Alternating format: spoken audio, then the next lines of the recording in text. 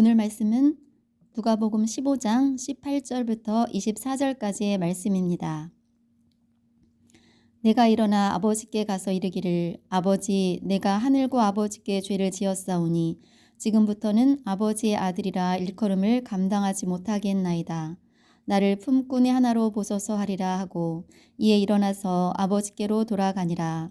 아직도 거리가 먼데 아버지가 그를 보고 측은히 여겨 달려가 목을 안고 입을 맞추니 아들이 이르되 아버지 내가 하늘과 아버지께 죄를 지었사오니 지금부터는 아버지의 아들이라 일컬음을 감당하지 못하겠나이다 하나 아버지는 종들에게 이르되 제일 좋은 옷을 내어다가 입히고 손에 가락지를 끼우고 발에 신을 신기라. 그리고 살찐 송아지를 끌어다가 잡으라. 우리가 먹고 즐기자. 이 내 아들은 죽었다가 다시 살아났으며 내가 잃었다가 다시 얻었노라 하니 그들이 즐거워하더라. 아멘. 오늘은 잃어버린 자를 찾은 기쁨 두 번째 시간으로 말씀을 전합니다. 지난주에는 잃어버린 한 마리의 양을 찾은 목자와 한 드라크마를 잃어버리고 찾은 여인의 이야기를 했습니다. 오늘은 이 두 가지의 비유에 붙어 있는 세 번째 이야기, 우리가 돌아온 탕자라고 알고 있는 말씀을 나누려고 합니다. 이 세 가지의 말씀은 공통점이 있는데 잃어버렸다가 찾은 이야기, 그리고 그 찾은 것이 얼마나 기쁜지 경제적인 것은 계산하지 않고 기뻐하며 잔치를 했다는 내용입니다. 또 공통점은 예수님이 이 비유의 말씀을 바리새인과 서기관들에게 했다는 것입니다. 예수님은 죄인들과 밥 먹고 이야기하는 것을 좋아했는데 이것을 이상하게 생각하는 사람들이 있었어요. 왜 죄인들과 같이 어울리느냐? 그들은 이해할 수 없었습니다. 바리새인과 서기관들. 이 사람들은 예수님이 이 땅에 오신 이유에 대해서 알지 못했던 거예요. 그 사람들에게 예수님은 왜 어떠한 심정으로 죄인들과 함께 하는지에 대한 답을 주고 계십니다. 오늘 본문의 이야기 속에는 아버지와 두 아들이 등장합니다. 그중 첫째 아들이 아버지의 유산을 달라고 하죠. 유대인의 상속법은 아버지가 세상을 떠나야 유산을 상속받을 수 있습니다. 살아있는 아버지의 유산을 달라는 것은 아버지를 죽으라는 말과 다름이 없습니다. 그런데 이 말을 들은 아버지는 책망도 하지 않고 유산을 미리 내어주는 거예요. 둘째 아들은 아버지께서 받은 재산을 다 현금으로 바꿔서 먼 나라에 갑니다. 얼마나 빨리 떠나고 싶었으면 재산을 받고 며칠이 안 되어 떠났다라고 기록하고 있습니다. 되도록이면 아버지와 멀리 떨어진 곳에서 자기 마음대로 살고 싶었던 거죠. 아버지의 간섭이 없는 곳에서 자기의 방식대로 삶을 살아보려는 것입니다. 하나님의 품을 떠나면 자유로울 것이라고 생각하는 거예요. 내 뜻대로, 내 마음대로 세상 속에서 살아보고 싶은 거죠. 하나님의 간섭이 없는 세상을 갈망했던 것입니다. 그래서 먼 나라로 갔어요. 둘째 아들은 아버지가 없는 곳에서 달콤한 세상의 것을 즐기며 살았을 것입니다. 아버지 곁에 있을 때는 상상도 못할 정도로 쾌락을 즐기며 하루하루를 아마 신나게 살았을 거예요. 그러나 얼마 못 가서 그 재산을 허랑방탕하여 낭비했다고 성경은 기록하고 있습니다. 세상의 즐거움은 오래가지 못해요. 끝이 있는 거예요. 마지막에는 허탈감이 몰려듭니다. 가졌던 재산이 없어지니까 고통이 시작된 거예요. 돈이 있을 때에는 이 사람 저 사람 늘 옆에서 함께 했을 것인데 돈이 떨어지니까 아무도 그의 곁에 남아있지 않습니다. 얼마나 비참한 생각이 들었을까요? 가진 것이 아무것도 없고 돈 때문에 붙어 있었던 사람들도 다 떠나가고 또 마침 그 나라에 흉년까지 들었으니 이보다 더 비참할 수는 없습니다. 어쩔 수 없이 남의 나라에서 일자리를 찾는데 일할 곳이 없는 거예요. 그나마 일할 수 있는 곳을 찾았는데 돼지를 치는 일이었어요. 유대인들은 돼지를 가장 혐오합니다. 부정한 짐승이라고 해서 먹지도 않고 가까이 하지도 않아요. 그러나 다른 나라에서 먹고 살려면 어쩔 수 없는 선택을 해야만 했습니다. 유대인이 이방인 밑에서 돼지 치는 일을 한다는 것은 최악 중에 최악이에요. 얼마나 비참한 상황입니까? 거기에다가 먹을 것이 없어서 돼지가 먹는 쥐염 열매를 먹으려고 해도 주는 사람이 없는 거예요. 하나님을 떠나면 모든 것을 얻을 수 있고 누릴 수 있다고 생각하지만 실제로는 모든 것을 잃어버리는 허무와 절망이 찾아옵니다. 결국 파멸의 길로 들어선다는 거예요. 둘째 아들은 인생의 가장 밑바닥까지 내려간 것입니다. 집에서 아버지의 유산을 가지고 나올 때는 얼마나 좋았겠어요. 이제 나는 자유다. 이제 나는 내 인생을 마음껏 살아보리라. 아버지의 방식이 아니라 내 방식대로 살 것을 생각하면서 먼 나라까지 왔었죠. 그런데 재산은 다 없어지고 흉년에 먹을 것은 없고 이대로 있다가는 죽게 생긴 상황이에요. 이때 누구를 생각했을까요? 아버지를 생각합니다. 자기가 스스로 떠나온 아버지 집을 생각합니다. 아버지를 지금까지는 그렇게 소중하게 생각하지 않았는데 그 순간 아버지가 떠오른 거예요. 오늘 말씀 17절을 읽어보겠습니다. 이에 스스로 돌이켜 이르되 내 아버지에게는 양식이 풍족한 품꾼이 얼마나 많은가. 나는 여기서 줄여 죽는구나. 스스로 돌이켜 이르되 자기 힘으로 도저히 할 수 없는 상황이 되니까 이런 생각을 한 거예요. 아버지 집에서 일하는 품꾼들은 양식을 풍족하게 먹을 텐데 나는 여기서 굶어 죽겠구나. 내가 살 길은 아버지께 돌아가는 것뿐이다. 이렇게 생각을 했죠. 18절 19절의 말씀을 보면 내가 일어나 아버지께 가서 이르기를 아버지 내가 하늘과 아버지께 죄를 지었사오니 지금부터는 아버지의 아들이라 일컬음을 감당하지 못하겠나이다. 나를 품꾼의 하나로 보소서 하리라 하고 내가 하늘과 아버지께 죄를 지었사오니 자신의 모습을 돌아보고 있습니다. 아버지를 떠나 정욕대로 산 것이 죄라는 것을 깨닫게 되었어요. 자신이 돌아가야 할 길을 보게 된 것입니다. 그렇게 당당하게 아버지의 유산을 요구하던 때와는 너무나도 다른 모습이에요. 돈만 있으면 아버지 없이도 내가 추구하는 세상을 살 수 있을 것이라는 확신을 갖던 그때와는 너무나도 다릅니다. 이제 자신이 어떠한 처지에 있는지 보게 되었고 다시 돌아가야 할 곳이 어디인지 분명히 알게 되었습니다. 그러면서 자신은 이제 아들로서는 돌아갈 수 없다. 다만 품꾼 중에 하나로 보아주시기를 원하고 있습니다. 자신이 저지른 죄가 너무 크니까 아버지한테 염치가 없는 거예요. 감히 아들로 받아달라고는 말을 하지 못하는 상황이에요. 아들 자격이 없다고 생각하고 있습니다. 아마 아버지한테 가면 쫓겨나지 않을까 이렇게 생각을 했을 수도 있겠죠. 아버지께 지은 죄가 너무 커서 안 받아주실 거다 이런 생각도 했을 수 있습니다. 그래도 굶어 죽을 수는 없으니까 품꾼으로 써달라고 이렇게 간곡하게 이야기를 하려는 거죠. 아들 자격으로는 돌아갈 수 없지만 먹고 사는 문제만이라도 해결을 받으려고 결심을 합니다. 아버지가 자기를 보고 어떻게 반응하실까? 얼마나 염려가 되었겠어요? 아버지는 어떻게 반응하는지 누가복음 15장 20절의 말씀입니다. 이에 일어나서 아버지께로 돌아가니라.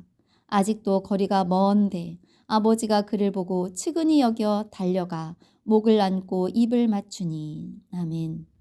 아직도 거리가 먼데 그를 보고 누가 와서 말해주지도 않았는데 이미 아버지는 아들이 오는 것을 보고 있습니다. 이것은 기다리고 있었다는 거예요.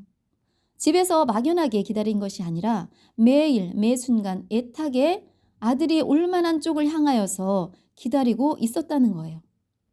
여기 이 말 속에 측은히 여겨라는 말이 있는데 이 말의 뜻은 뭐냐면 내장까지 일렁일 정도로 마음이 아파서 견딜 수 없는 상태, 이런 상태를 말합니다.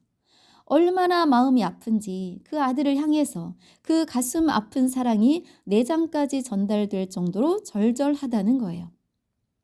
하나님을 떠난 죄인이 돌아올 때 하나님은 이런 마음이십니다. 측은히 여기시는 하나님이에요. 죄인 한 사람이 돌아오기를 얼마나 원하시는 거예요. 바리새인과 서기관들은 예수님을 비난합니다. 왜 죄인들과 같이 식사를 하느냐? 그러나 이것이 하나님의 뜻입니다. 죄인들을 부르러 온 거예요. 의인을 부르러 온 것이 아니라 죄인을 부르러 오셨다고 분명히 말씀하셨습니다. 죄인들을 측은히 여기시는 하나님의 마음이 오늘 이 말씀 가운데서 충분히 나타나 있는 줄 믿습니다. 측은히 여기셔서, 아버지는 측은히 여기셔서 둘째 아들에게 어떤 행동을 했나요? 달려가서 목을 안고 입을 맞추었습니다. 얼마나 기다렸던 아들이에요. 그 아들을 보는 순간 자신의 체면 같은 것은 생각할 겨를도 없습니다. 달려가는 거예요. 유대인의 관습으로는 아버지가, 이렇게 나이든 아버지가 아들에게 달려가는 일은 하지 않는다고 합니다.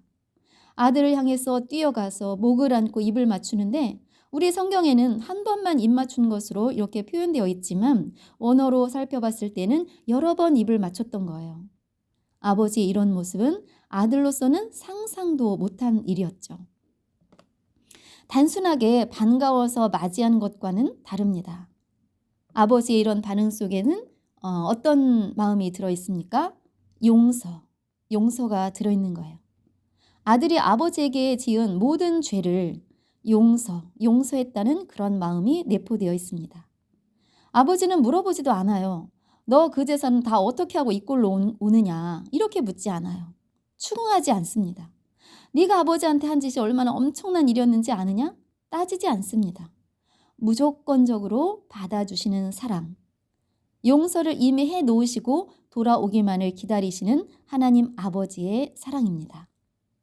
아들이 와서 잘못했다고 용서해달라고 말하지도 않았어요. 아직 잘못했다고 말하기 전이에요. 아들이 돌아왔다는 그 자체로 아버지는 너무나도 기쁜 거예요. 아들은 어떤 마음이었을까요?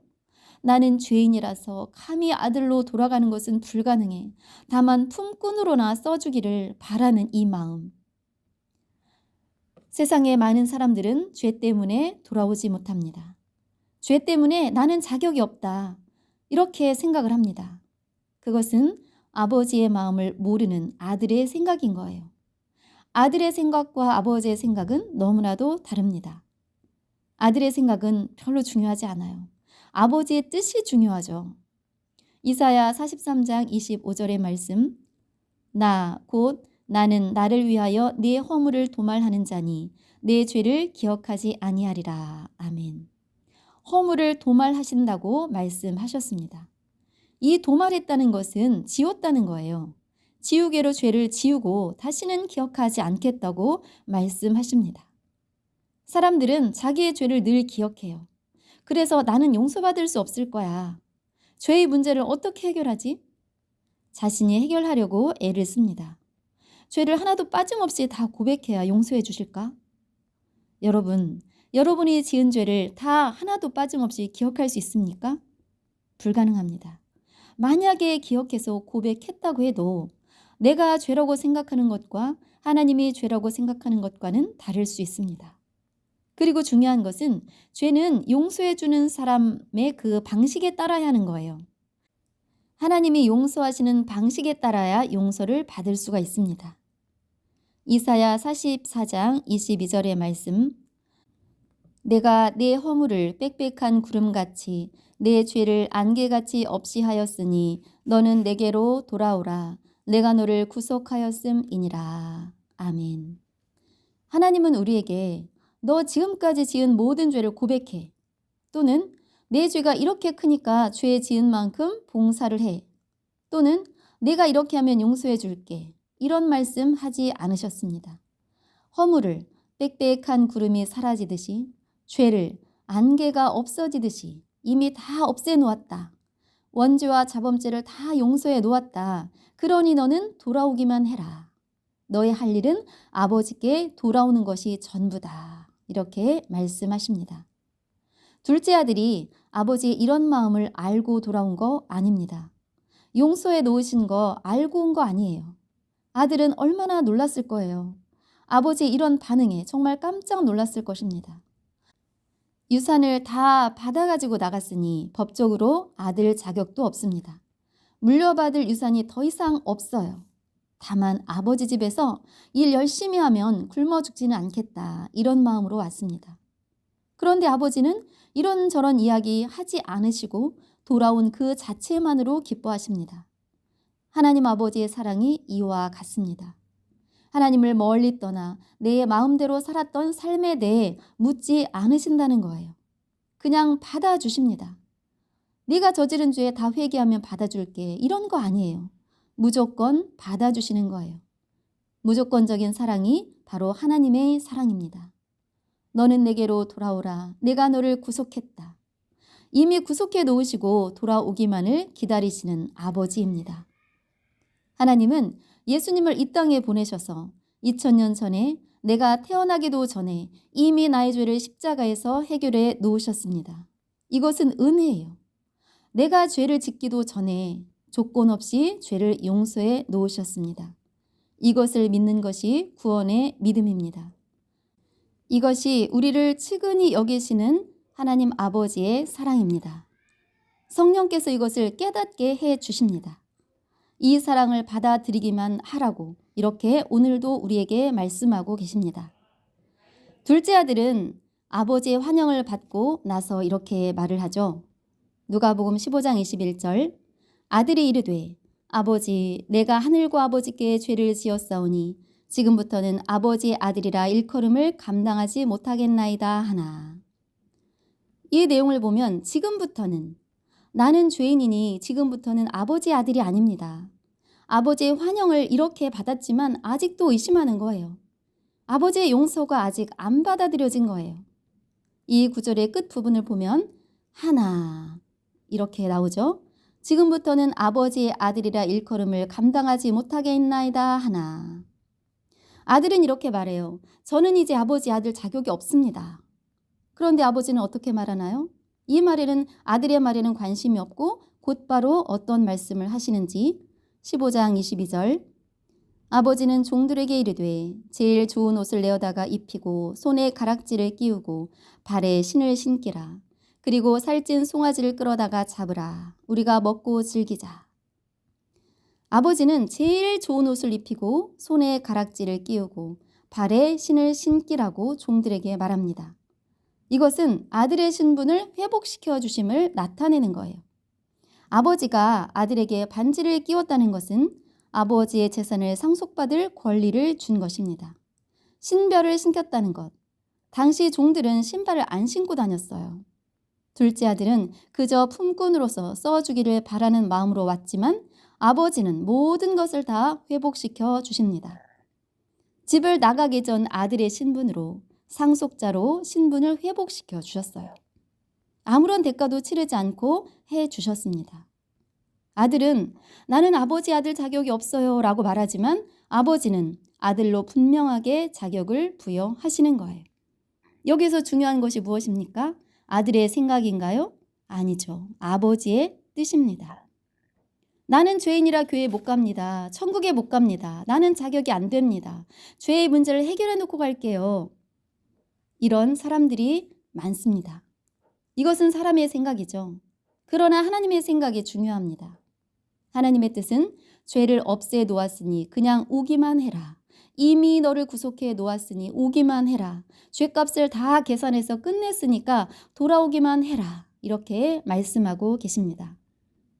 아버지는 돌아온 둘째 아들을 보면서 얼마나 기뻐하셨는지 살찐 송아지를 잡아다가 즐기자. 함께 기뻐하자 하십니다. 누가복음 15장에 나오는 세 가지의 비유에서 동일한 말씀이죠. 잃어버린 것을 찾은 기쁨을 함께 나눕니다. 잃어버렸던 양 한 마리를 찾고 친구들과 이웃들을 불러다가 잔치를 했죠. 한 드라크마를 잃어버렸다가 찾고 마찬가지로 친구들과 이웃들을 불러 잔치를 했습니다. 비용 계산을 전혀 하지 않아요. 양 한 마리 값, 한 드라크마. 잔치 비용이 더 들어가죠. 그럴지라도 그 기쁨이 크기 때문에 잃어버렸다가 찾은 것의 가치가 그보다 크기에 잔치를 하는 거예요. 오늘 말씀에도 살찐 송아지를 끌어다가 잡으라. 우리가 먹고 즐기자 말씀하십니다. 아버지는 둘째 아들을 이렇게 말합니다. 24절 이 내 아들은 죽었다가 다시 살아났으며 내가 잃었다가 다시 얻었노라 하니 그들이 즐거워하더라. 아멘. 내 아들은 죽었다가 다시 살아난 아들이다. 잃어버렸다가 다시 얻은 아들이라. 이렇게 말해요. 우리가 그리스도를 통해서 하나님 아버지께 돌아오기 전에는 영적으로 죽어 있었습니다. 그 영혼이 하나님과 관계가 단절되어서 하나님 보시기에는 죽은 자라는 거예요. 에베소서 2장 4절 5절의 말씀, 긍휼이 풍성하신 하나님이 우리를 사랑하신 그 큰 사랑을 인하여 허물로 죽은 우리를 그리스도와 함께 살리셨고 너희는 은혜로 구원을 받은 것이라. 아멘. 하나님이 측은히 여기셔서 긍휼히 여기셔서 죽었던 우리를 다시 살리셨어요. 허물로 죽은 우리를 살리신 것입니다. 이것이 은혜입니다. 둘째 아들을 보면서 이 내 아들은 죽었다가 다시 살아났고 잃어버렸다가 다시 찾은 아들이다. 이 사실이 너무 감사하고 감격스러우니까 함께 즐거워하자라는 거죠. 한 사람의 죄인이 하나님께 돌아오는 것이 얼마나 기쁜 일인지 사실 우리는 하나님만큼 알 수 없습니다. 분명한 것은 우리가 느끼는 기쁨보다 어마어마하게 큰 기쁨을 하나님께서 갖고 계시다는 거예요. 어린아이가 엄마랑 길을 걷다가 잠시 손을 놓치는 경우가 있습니다. 사람들이 많은 곳에서 이런 일이 생기면 얼마나 당황합니까? 그러다가 아이를 찾으면 엄마는 잃어버렸다가 찾은 거잖아요. 너무 기뻐합니다. 그러나 아이는 그 엄마의 기뻐하는 그 기쁨을 잘 모릅니다. 저와 여러분이 주께 돌아왔을 때, 우리의 영혼이 하나님께 돌아왔을 때 하늘의 기쁨이 얼마나 컸는지 우리는 잘 모릅니다. 그러나 이런 잔치가 하늘에서 벌어졌다는 거예요. 저와 여러분을 이렇게 기뻐하신 줄 믿습니다. 지난주 목요일에 우리 교회 1층 사거리에서 전도를 했습니다. 어떤 분이 3분 브릿지를 들으면서 눈물을 흘리시는 거예요.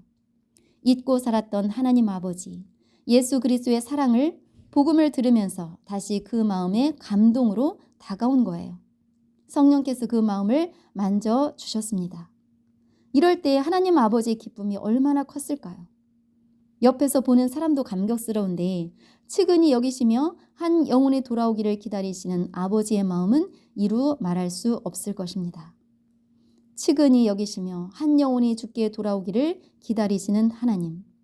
돌아오기만 해라. 죄를 묻지 않겠다. 이미 너를 구속해 놓았다. 오기만 해라. 이 하나님의 음성이 저와 여러분에게 온전히 임한 줄 믿습니다. 또 믿지 않는 사람들에게도 들려지기를 원합니다. 하나님의 기뻐하시는 일에 우리 교회가 온전히 쓰임받기를 원합니다.